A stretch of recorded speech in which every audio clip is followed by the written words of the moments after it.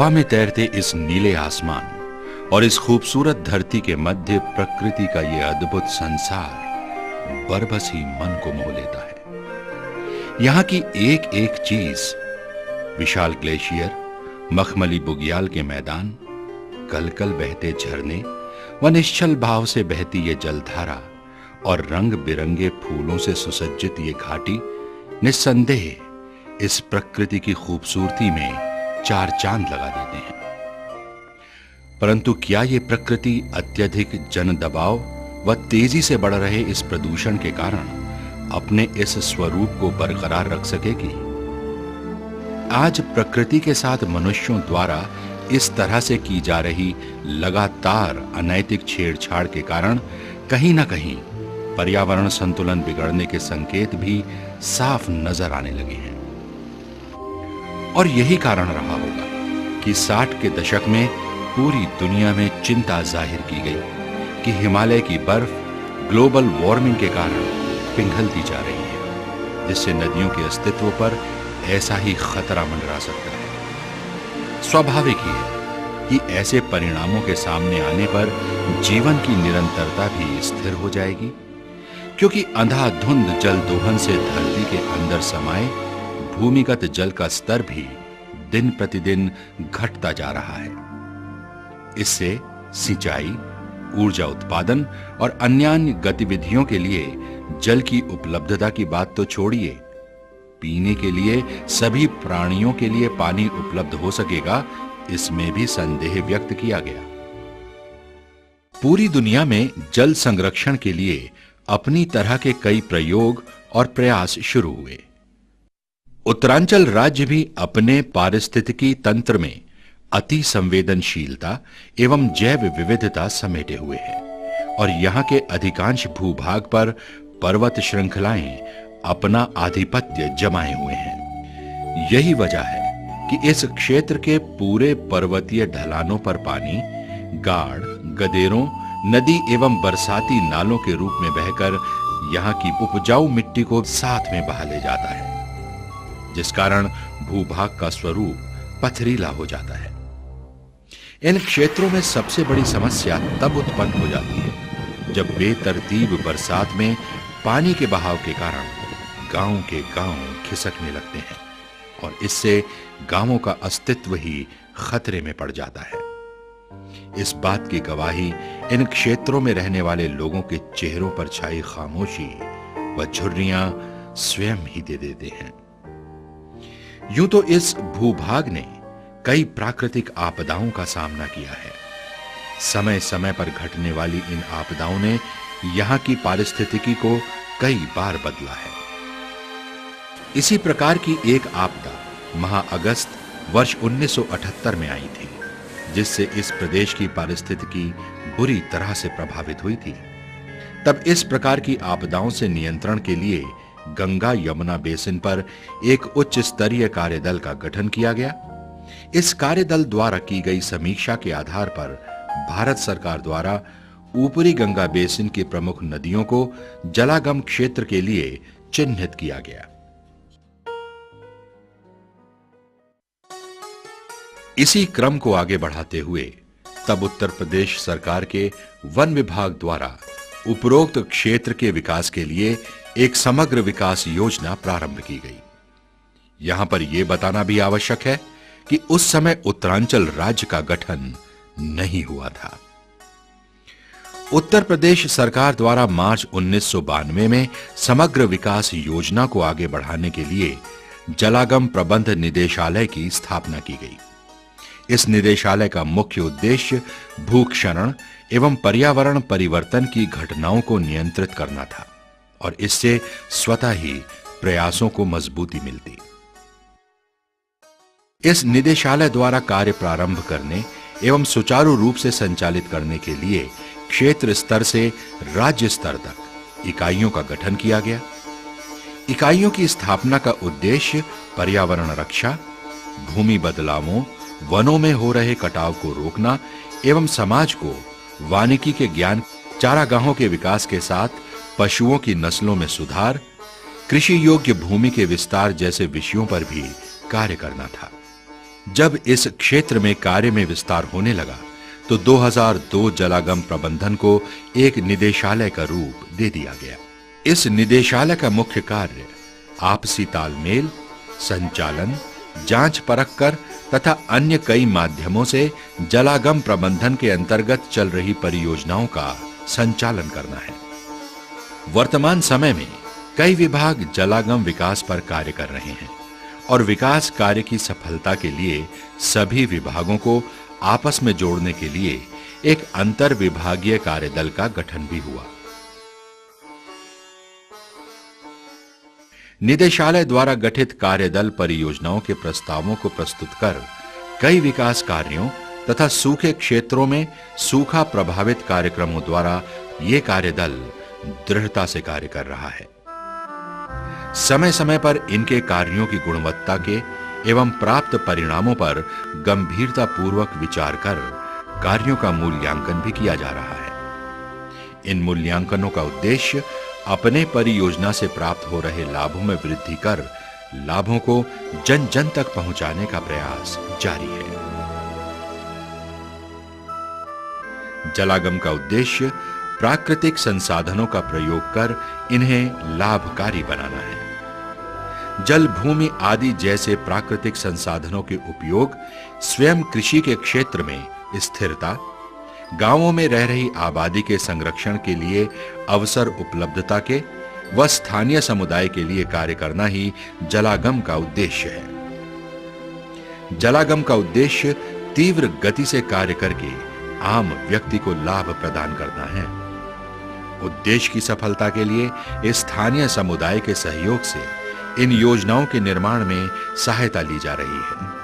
कुछ क्षेत्र ऐसे हैं जो अभी भी प्राकृतिक संसाधनों के उपयोग, जंगलों के संरक्षण में विकास नहीं कर पाए हैं। उन्हें तेजी से इस दिशा में जागरूक किया जा रहा है। बहुत ही कम दाम पर संरक्षण के उपायों एवं अभिगमों को बढ़ावा मिले, जैसे धारणीय कृषि के लिए वर्षा जल का संरक्षण भी किया जा रहा है ताकि कृषि में होने वाले पानी की कमी को इस वर्षा जल से पूर्ण किया जा सके। इस दिशा में लागत की दृष्टि से कम महंगे होने वाले मिट्टी के बांधों को लाभकारी बनाना, उससे आसपास की असिंचित भूभाग को सिंचाई का जल पहुंचाकर जमीन को उपजाऊ बनाकर उन्नत किस्म की फसलों का उत्पादन होगा।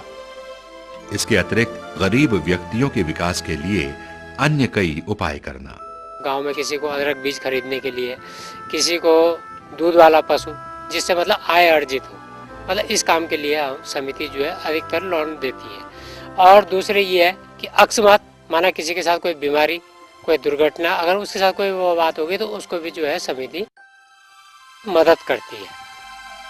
समाज की सुविधाओं से वंचित वर्ग को सामाजिक उत्पादन के क्षेत्र में भागीदारी के अवसर उपलब्ध कराना तथा स्वयं सहायता समूहों के माध्यम से उनमें स्वयं निर्णय लेने की क्षमता का विकास करना। आपसी विश्वास के द्वारा ग्रामीण समुदाय के मध्य पारदर्शिता कार्य संस्कृति का विकास करना, पंचायती राज संस्थानों तथा अन्य ग्राम्य संस्थाओं के मध्य आपसी सहयोग की भावना को विकसित करना। जागरूकता हेतु संचार माध्यमों का उपयोग,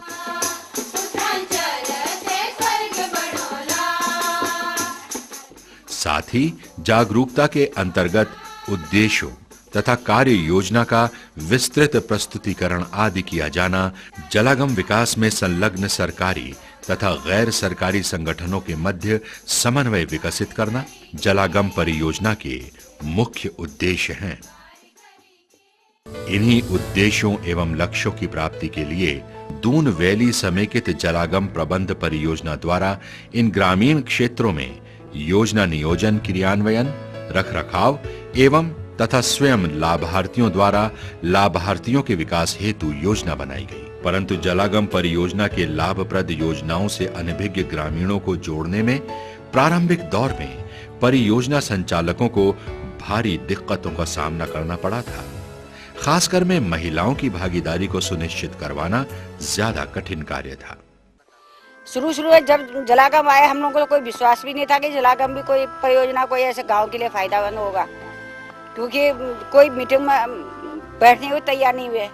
अब धीरे धीरे जब आने जाने लगे, जब पता चला, तो अब जो है देखो दूर दूर से आ रहा, कोई थानों से आ रखे, कोई इठाने से आया, क्योंकि उस जलागम ही खींच रहा है। परंतु परियोजना को संपादित करने का बीड़ा उठाए जलागम के अधिकारियों कर्मचारियों ने भी योजना को सफल बनाने का दृढ़ संकल्प लिया था।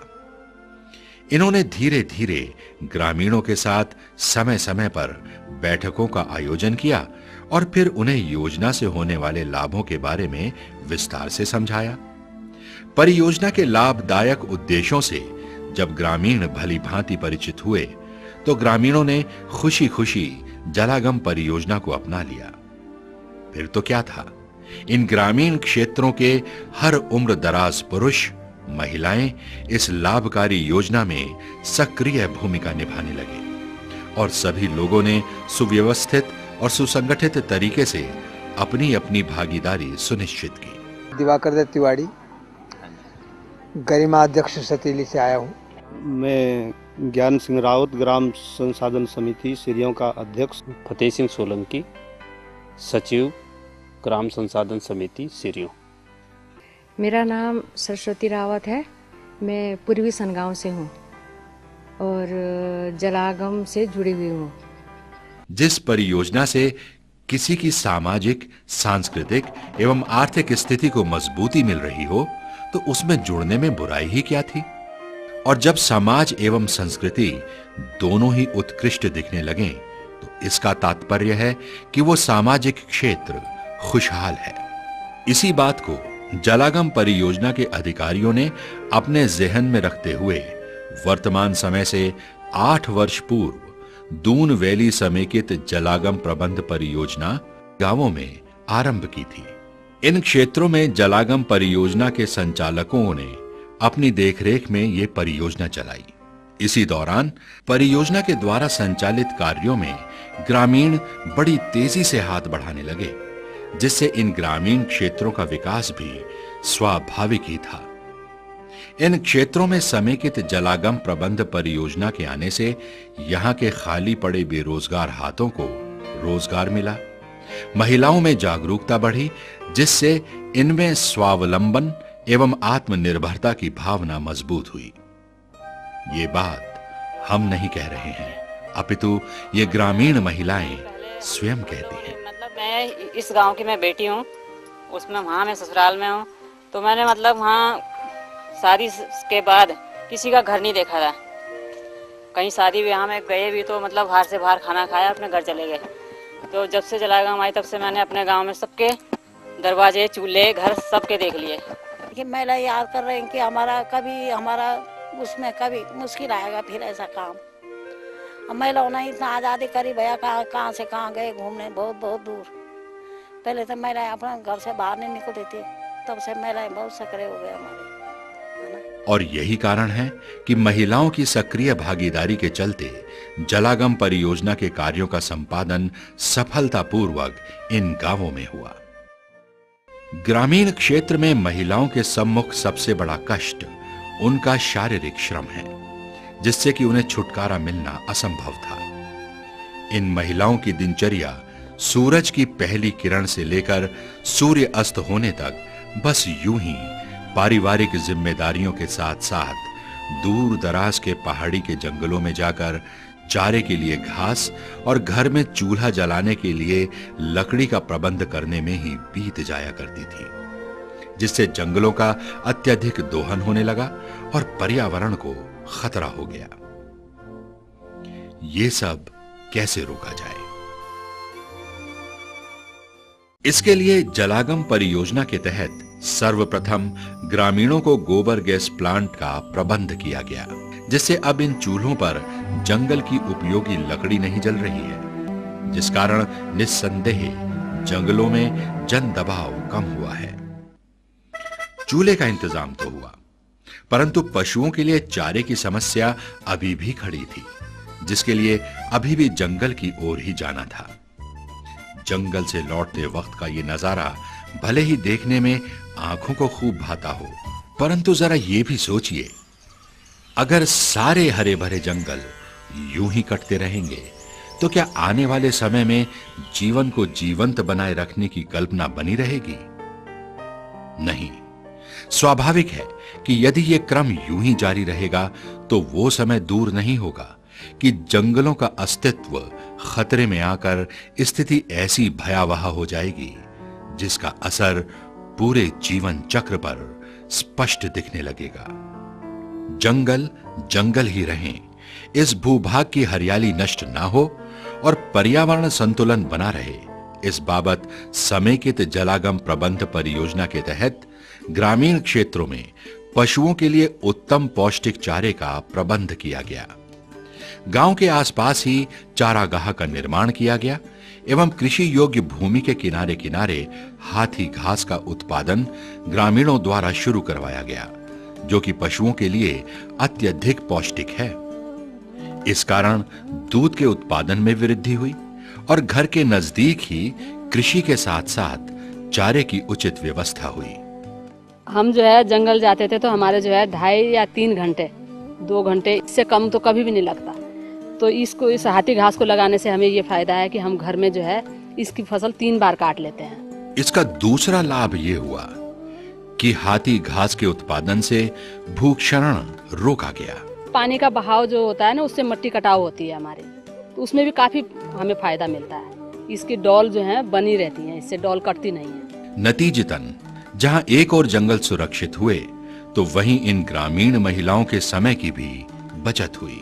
ग्रामीणों के सामने एक नहीं बल्कि अनेकों समस्याएं गाहे बगाहे खड़ी रहती हैं। अब जरा इन्हें भी देखिए, जो किसानों की खून पसीने की मेहनत को कैसे चौपट कर जाते हैं।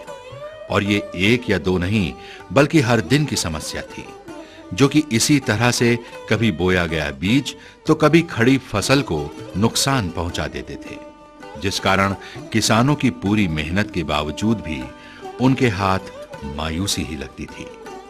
लेकिन यहां भी जलागम परियोजना ने किसानों के चेहरों पर छाई इस मायूसी को हटाकर इनके जीवन में खुशहाली भर दी है।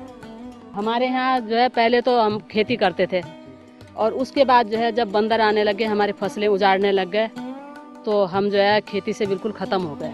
ये जो है ज्योत्सना मैडम ने जो है मीटिंग में एक दिन ऐसे कहा था कि जो भी फसल लगाओ, हमने बंदरों का बताया था उन्हें, तो उन्होंने कहा ऐसी फसल लगाओ जिसमें जो है बंदर नुकसान न करें। तो हमने ये आंवला और ये इसे लगाया। इसके साथ हम खेती भी करते हैं, साथ साथ बगीचा लगा हुआ है, हल्दी की खेती करते हैं, चारा बोते हैं, इसमें वो खेती करते हैं जो मतलब कम समय ले, बंदर भी नुकसान न करे। कई वर्षों से इनकी खेती को बंदर, लंगूर एवं सुअर जैसे जंगली जानवर नष्ट कर देते थे, लेकिन अब ये चले हैं जलागम के बताए रास्ते पर। अब अपनी फूलों की खेती के बीच में हैं और आज इनके उगाए ये फूल कहां-कहां जाते हैं और कैसा लाभ प्राप्त हो रहा है, आइए ये उन्हीं से जान लेते हैं। ये हमें जलागम द्वारा दी गई देन है कि हम जो है ये फूलों की खेती करें, इससे ज़्यादा लाभ अर्जित करें, ताकि नुकसान यहाँ जो है बंदर हैं, लंगूर हैं, सुअर हैं, जंगली जानवर, ये खेती को देते हैं बहुत नुकसान। अनाज के बजाय फूलों की खेती ज़्यादा लाभ है, क्योंकि इसमें हमारा जो है दशहरे से फूल चालू हो जाता है और अभी तक ये फूल चल रहा है।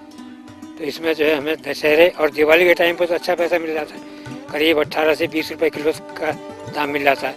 इसके दिवाली के बाद जो है तब 10 रुपए किलो तक का दाम हमें मिलता रहता है। इससे हमें जो है काफ़ी लाभ है। फूलों के साथ साथ रोपी थी इन ग्रामीणों ने हल्दी एवं आंवले पौधे, और जब मेहनत का फल तैयार हो तो तब थोड़ी और मेहनत करने में क्या गुरेज करना। अब इन ग्रामीण महिलाओं को ही देखिए, जो महज कुछ वर्ष पहले जंगलों में घास लकड़ी के लिए मारे मारे फिरती थीं और थकान भरी जिंदगी जीने को मजबूर थीं। आज उनके हाथ में आय अर्जित करने के भिन्न भिन्न साधन घर में ही उपलब्ध हैं। इनके द्वारा बनाई गई आम, आंवले एवं अमरूद की जेली, अचार, चटनी, मुरब्बा आदि प्रदेश में ही नहीं बल्कि देश के विभिन्न भागों में पहुंच रही है, जिससे ग्रामीणों की आय में वृद्धि हुई है और मिलजुल कर कार्य करने की सामुदायिक भावना एवं संस्कृति का विकास हुआ है। आखिर जलागम समेकित विकास परियोजना का मुख्य उद्देश्य भी यही तो था कि सर्वप्रथम ग्रामीणों को एकत्र कर एक समूह का गठन किया जाए, और आज जलागम का वही समूह जो कि गरिमा के नाम से जाना जाता है, इन ग्रामीणों के लिए वरदान साबित हो रहा है। पूर्व में परियोजना द्वारा संचालित कार्यों में ग्रामीणों ने जो अपनी भागीदारी श्रम के रूप में निभाई थी, उसका उन्हें मानदेय तो मिला ही था, लेकिन तभी यह भी तय कर दिया गया था कि परियोजना के तहत मिलने वाले मानदेय का कुछ प्रतिशत हिस्से की कटौती अंशदान के रूप में की जाएगी, जो कि गरिमा समूह में जमा होगी। और आज इन ग्रामीणों के इस समूह में इन्हीं के अंशदान में से अच्छी खासी रकम एक मजबूत पूंजी के रूप में जमा हो गई है। गरीबों के लिए बहुत फायदा हुआ, क्योंकि जैसे गोबर गैस है तो हर एक आदमी जो है आज गैस खरीद नहीं सकता, तो हमने उस समय एक गैस जो बनाया उसमें 3000 रुपए जमा किए अंशदान, तो वो भी हमारे पास हैं। आज इन गांवों में ग्रामीणों को ऋण लेने के लिए दर दर नहीं भटकना पड़ता है, क्योंकि इनका गरिमा संगठन इनके साथ है।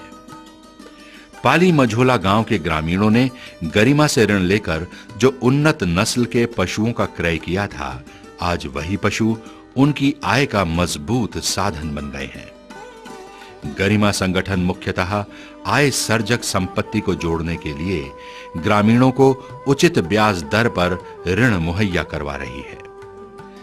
समिति के द्वारा घर घर में लगे गोबर गैस प्लांटों के उचित रखरखाव हेतु वार्षिक अंशदान के रूप में धन दिया जाता है।